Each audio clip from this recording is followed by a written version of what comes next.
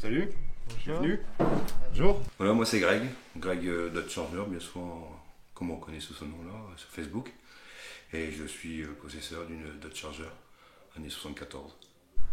Pourquoi une Charger? Pourquoi ce modèle en particulier? Charger parce que bon, je suis tombé dessus déjà. Bon, ouais, déjà c'est la passion, c'est Mopar. Donc c'est le groupe, déjà elle faisait partie du groupe Mopar. C'était pour moi, voilà, au départ j'étais parti sur une Plymouth Barracuda qui me plaisait pas mal, j'avais un coup de cœur, mais qui n'était pas, qui valait pas trop son prix qu'on m'avait annoncé. Donc j'étais parti sur ça, puis j'ai dévié sur la Charger, qui m'avait pas plu au départ. J'ai pas eu le coup de cœur de la voiture même. J'ai eu aussi le coup de cœur parce que c'était une américaine, je l'ai vue immense, donc voilà quoi. Et il m'a fallu 8 jours pour m'y mettre à la couleur, qui fait son charme pour l'époque. Mais moi j'ai eu de la misère et j'ai commencé à prendre goût, avoir le coup de foudre sur ma voiture, c'est quand j'ai commencé à la transformer moi à mon goût. Donc en fait il y a eu quelques petites transformations. Comme les gros boudins que j'ai mis en 2,75 derrière et 2,35 devant, en 15 pouces qui dépassent des ailes, alors qu'avant il y avait des 14 pouces, des jantes très rentrées, donc ça faisait un paquebot, quoi, un gros bateau, une voiture de vieux assez droite, avec la couleur, les calandres, les phares gris. Moi j'ai changé les joints, tout ce qui était joints et calandres c'était pas en noir, ce qui fait ressembler plus un peu à la gueule des années 70.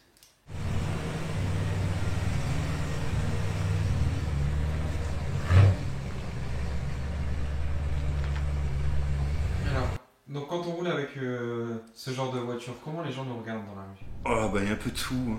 Hein. J'ai aussi bien eu des gens qui sont en plein dans le rond-point qui s'arrêtent pour faire une photo. J'ai eu parfois des situations gênantes parce que tu as quelqu'un qui t'arrête en plein milieu de la route, qui embrasse ta voiture. Tu as une forme de respect envers toi parce que tu t'as ramené ça des Amériques. C'est un peu une parcelle d'Amérique ici en Europe, quoi. Donc tu as un genre de respect entre hommes, quoi. Ouais, beaucoup de réactions, des ouahs, des gens qui filment derrière, des gens qui doublent, qui restent à côté, beaucoup de choses.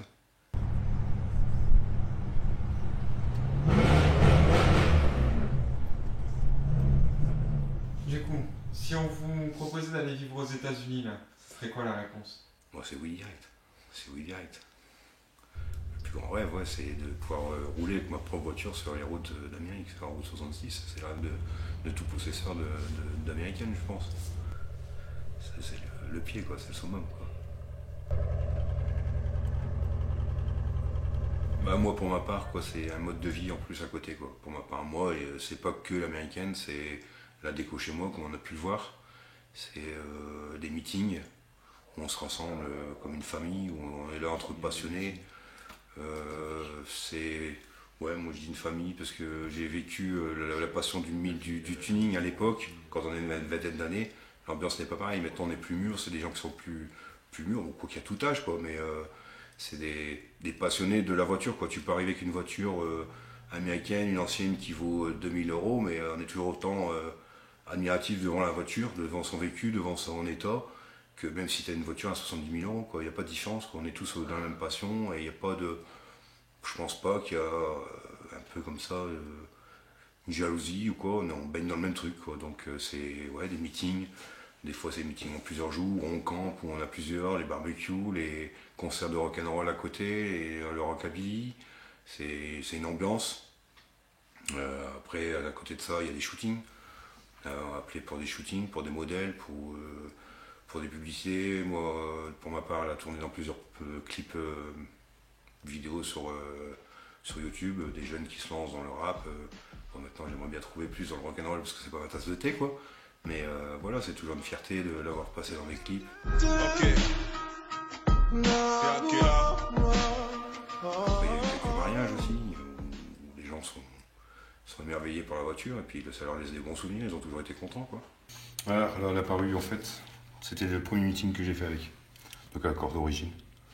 Les calandres étant grises, les petits pneus en 14 pouces fort rentrés, la voiture très droite, parce que moi je l'ai relevé du cul, c'est 6 cm, elle a été relevée. Ça c'était le premier meeting, première année que je l'ai eu, en 2015. Alors il est arrivé ici, il a été importé en 2015, il vient du Kentucky. Il a appartenu à un médaillé d'Amérique, Arthur Furlong. Il était médaillé pour avoir aidé la France à la Première Guerre mondiale.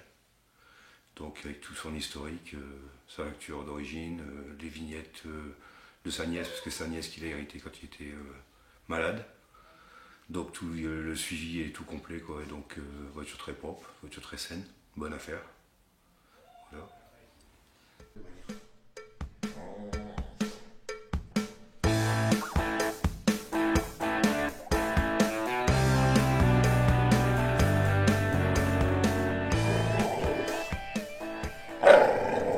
Voilà, la passion, c'est souvent dans ma génération, maintenant je sais pas les jeunes de maintenant, mais dans ma génération on était baignés dedans, quoi. C'était Starkey Hutch, L'homme qui tombe à pic, General Lee, Chips, où on voyait toutes ces voitures américaines.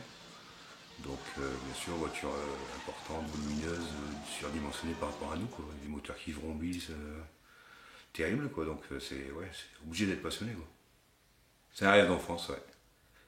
Et d'ailleurs j'avais le rêve d'avoir ma voiture dans mon salon. Ce qui n'est pas le cas, elle n'y est pas, mais elle est visible de mon salon. Donc un homme presque comblé, quoi. Quelle est la question qui revient le plus souvent?